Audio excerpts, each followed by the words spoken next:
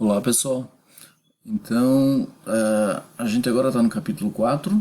No capítulo 4 eu já tinha enviado um vídeo para vocês sobre a matéria, explicando a matéria, e agora eu quero resolver umas questões do capítulo 4. Né? O mais importante do capítulo 4 são as leis ponderais. Tem algum, ainda tá falando em sistemas, né, que a gente falou, sistema homogêneo, heterogêneo, ainda tem alguma coisinha para a gente ver sobre sistemas, eu vou tirar dúvida agora na questão, tá?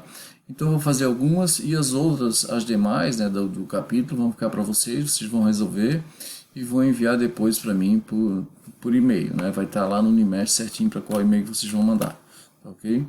Vamos lá então. Essa primeira questão, ó, é uma questão bastante teórica, né? Mas basicamente ele fala aqui de três coisas, né?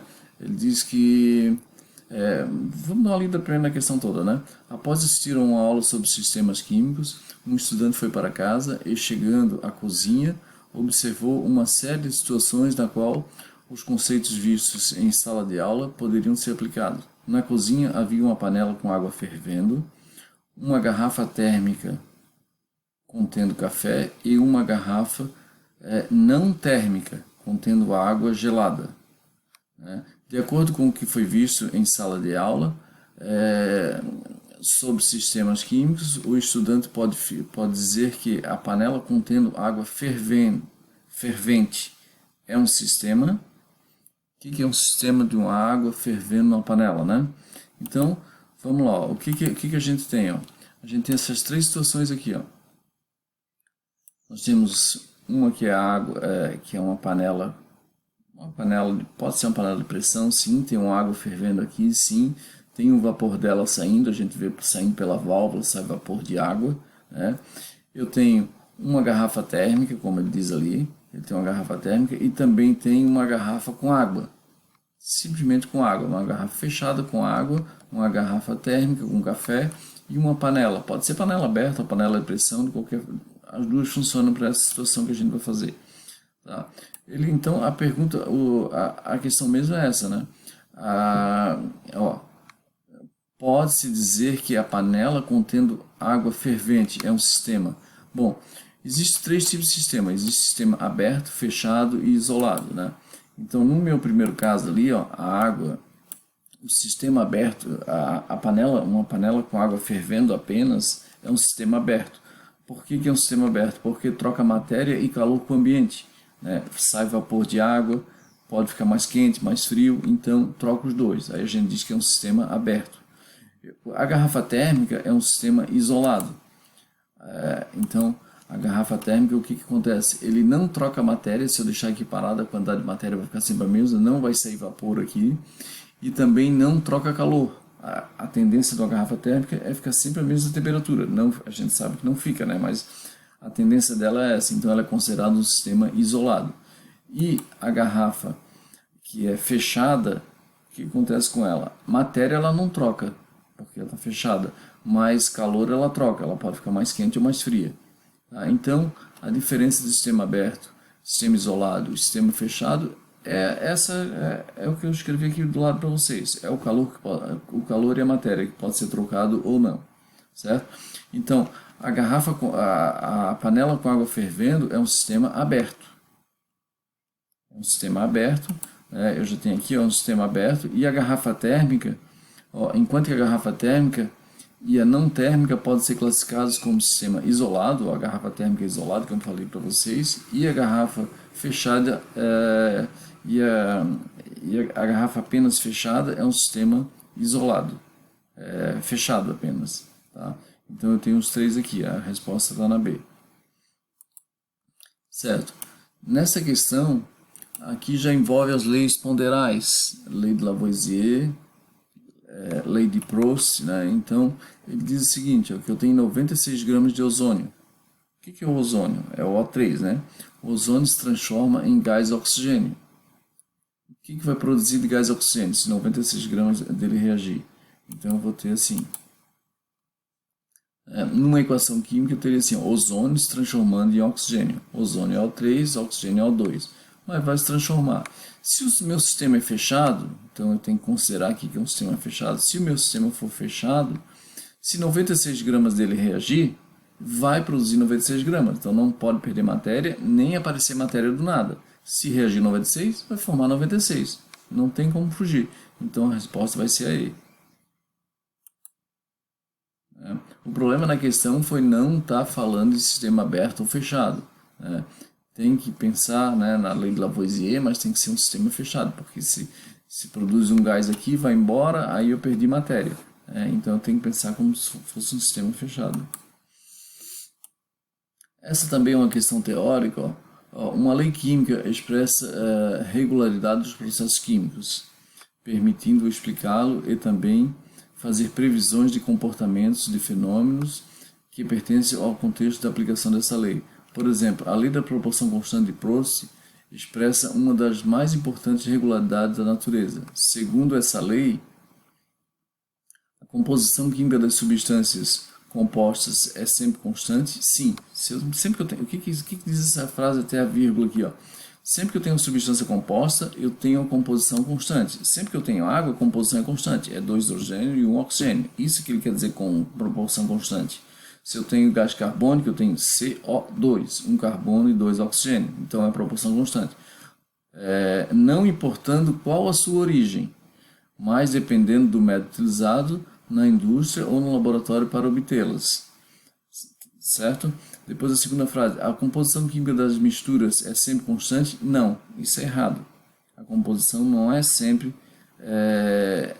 a composição de uma mistura não é sempre constante. Eu posso ter mais de um do que do outro. Se eu tenho água e álcool, eu posso ter mais álcool do que água, então não é constante.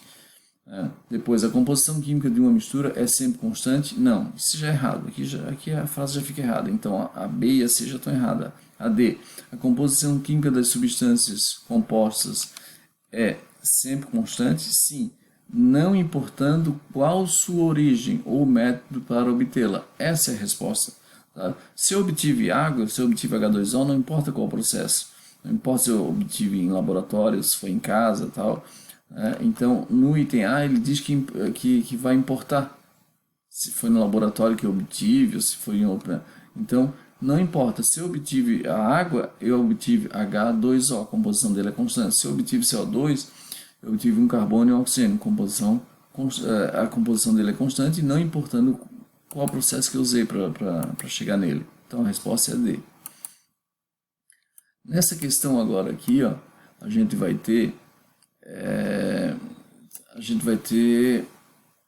ele vai estar falando da lei de Proust e da lei de Lavoisier, das duas leis. Elas vão respeitar as duas leis. Tá? Então, o que eu vou ter aqui? Ó? Se vai respeitar as duas leis, se eu tenho 10 gramas de oxigênio, que é reagente, lembra? Os reagentes vão combinar entre eles e vão formar o produto. Tá? O que eu sei? A soma dos reagentes, a soma da massa dos reagentes é igual à massa do produto. Então, se reagiu 10 gramas com 30 gramas, obrigatoriamente vai produzir 40 gramas. Tá? Então, está respeitando a lei de Lavoisier. 30 mais 40, 10 mais 30, 40 gramas. Nada se perde, nada se cria, né? Então, deu 40. Aqui, na segunda eu tenho... Agora já é uma outra reação, é sódio com oxigênio. Mas deu 92 gramas. Se a gente obteve 92 gramas, é porque a soma dos dois, do sódio com o oxigênio, tem que dar 92. Se o oxigênio é 76, obrigatoriamente o sódio vai ter que ser 16, porque a soma aqui vai dar 92. No itens, nessa terceira reação química, que é uma reação química já diferente, né? Agora já é hidrogênio com nitrogênio. Repare que são reações diferentes. Eu tenho hidrogênio com nitrogênio reagindo e formando 110 gramas. Se tem 110 gramas, se 80 gramas reagiu do hidrogênio, obrigatoriamente de nitrogênio vai ter que ser 30 gramas, né? Então vamos colocar ali, 30 gramas. Está respeitando a lei de Lavoisier, a soma. E no último aqui, ó, eu já até coloquei aqui, né? O ferro vai dar 85 porque a soma total, que foi o produto, deu 225. Se eu tenho 140 que é enxofre, então 85 tem que ser de ferro. Então com isso a gente obtém nossa resposta lá, que é C, né? Nessa outra questão é bem parecida com a outra, né? Só porque agora aqui ele vai falar em... Ele está falando aqui, ó, que tem excesso, tem um que está sobrando aqui, ó. Então, ó, em 3 experimentos sobre a combustão do carvão, foram obtidos os seguintes resultados. 3 experimentos, não, em 4 experimentos, né?